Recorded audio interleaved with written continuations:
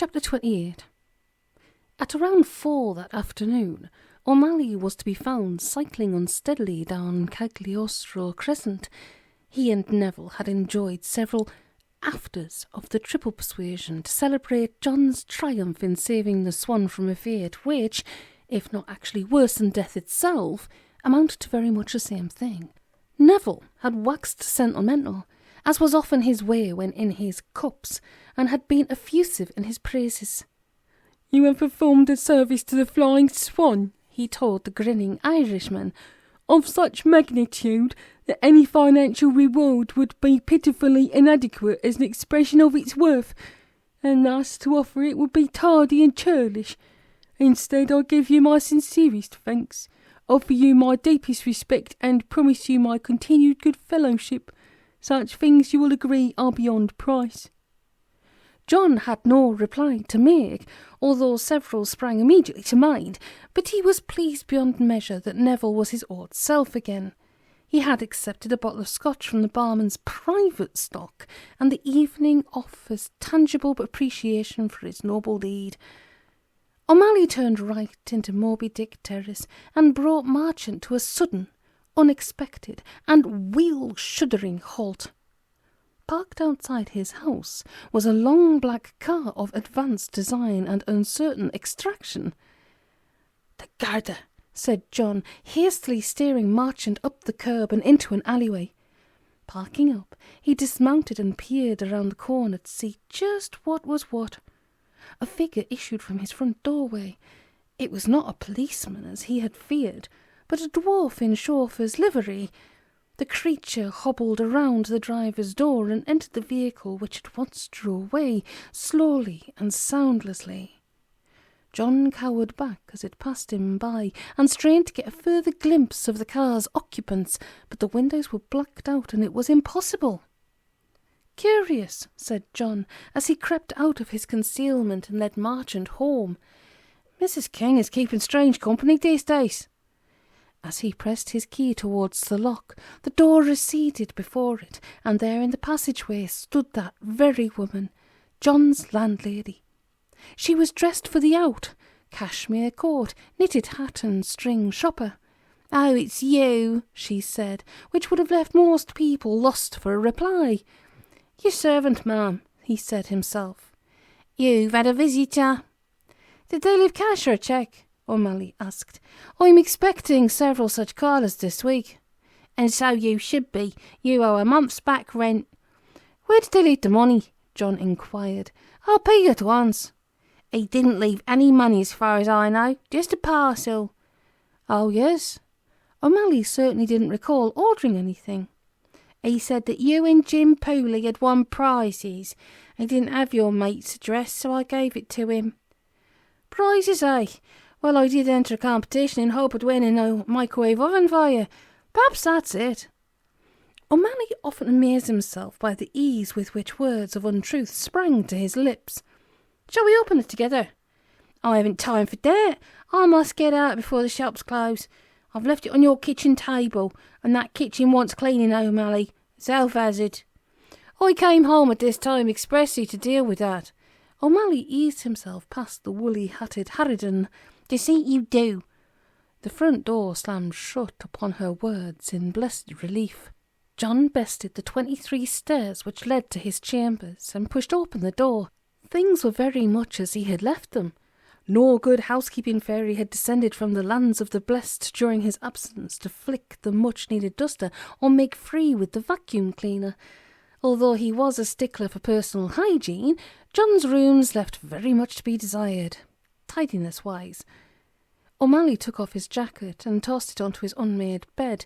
Turning back his shirt cuffs, he entered the kitchenette to examine the package lying on the oilcloth-covered table.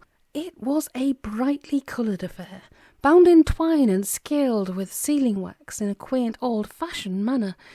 There was, however, no accompanying card expressing congratulations or ill-founded birthday greetings. "Further curiousness," said the Irishman, lifting it and weighing it in his hands. It was approximately 12 inches to the side and of no particular weight. Omally shook it. Something within thumped to one side, and so he replaced it upon the table lest he damaged its contents. "It's not a microwave oven," he said, searching for a clean knife to slit the bindings.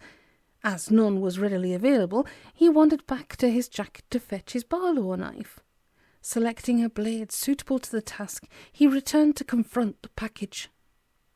Upon his return, he observed a curious phenomenon. The package appeared slightly larger than before. He lifted it, slightly heavier also. John shook his curly head. Neville's private stock evidently had somewhat special qualities. He would save the gift bottle for a worthy occasion. John sliced through the bindings and laid aside the wrapping paper, which came away in bright folds. He delved in to gain his prize, but, to his surprise and annoyance, he found himself confronted by a further set of wrappings. John flung away the former and reconsidered the remaining parcel. It was no longer a cube, rather a tetrahedron, and it was bigger. Omally scratched his head. That was a good trick. He lifted the parcel. It was heavier yet again. A very good trick. With renewed vigour he fell upon the thing, slicing at strings, tearing away paper. They fell away with ease, almost springing from the parcel. The shape which now came to light was distinctly pyramidal, well wrapped and at least twice the size of the original cube. John was beginning to work up a healthy sweat. He folded his knife and tore at the parcel with his bare hands. Paper swept away in great sheets, and he flung it to every direction. The revealed cylinder filled most of the kitchen table, and Omally found himself standing knee-deep in wrapping paper. He found the parcel now impossible to lift. "Perhaps it's Naga," he said, wiping sweat from his eyes. "We'll soon see." Ripping at the paper as one possessed, he revealed shape after shape, growing all the time. Suddenly, with an almighty crack, the kitchen table gave at its wormy legs, and Omally tumbled aside into the confusion of multicoloured wrapping paper as the now enormous package struck the floor with a deafening thump. It was about this time that he felt cause to question the wisdom of his actions. The hulking parcel now effectively blocked the door from the kitchenette. John arose from his colourful nest, puffing and blowing for all he was worth, and attempted to shift the obstacle, but to no avail.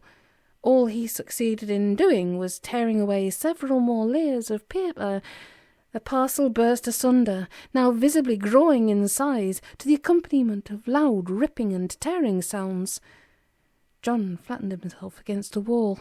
He was trapped, and not only that, he was in dire peril.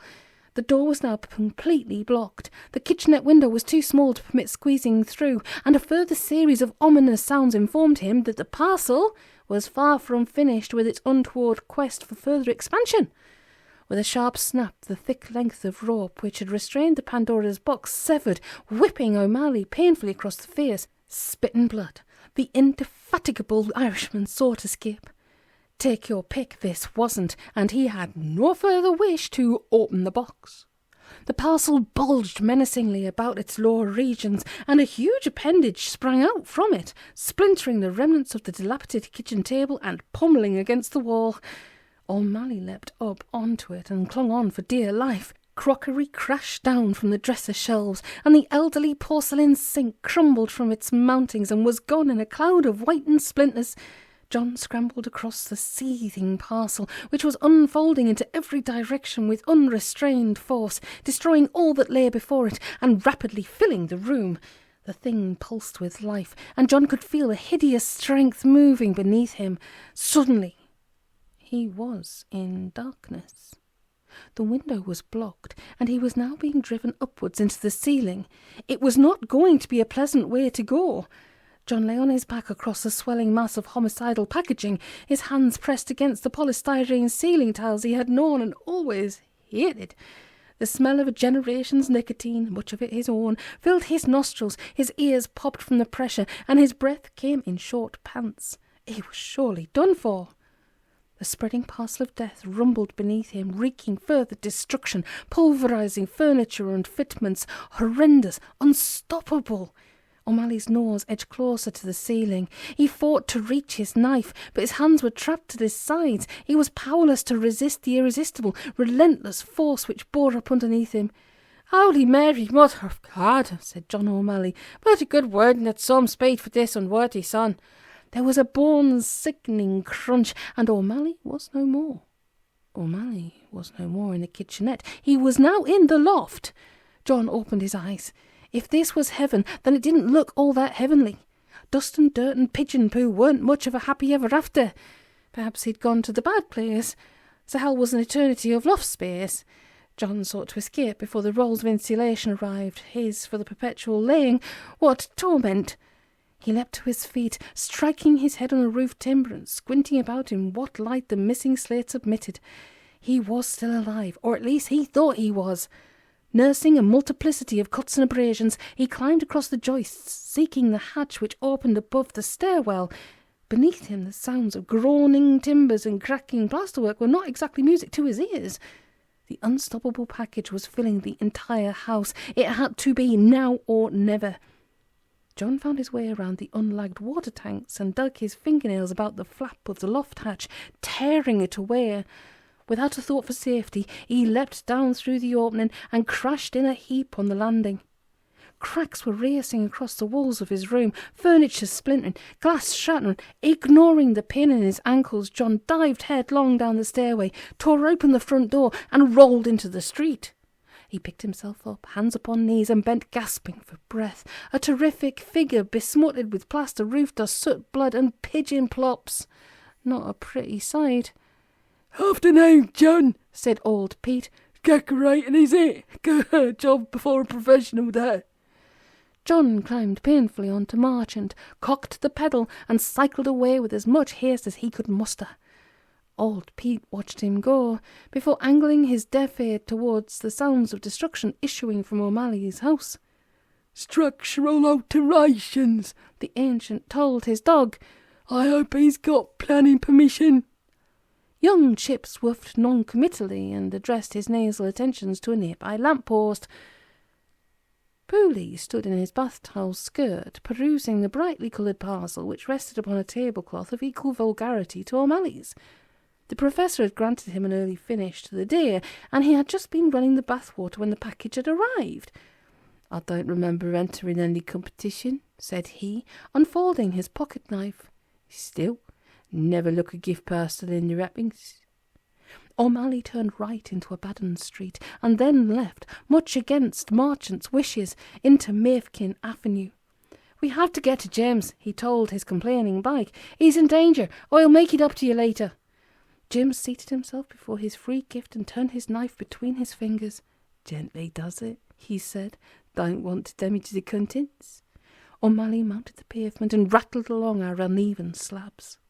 Jim applied his blade to the twine bindings. There was an almighty crash, and he toppled from his chair to land in an indecent exposed heap upon the floor.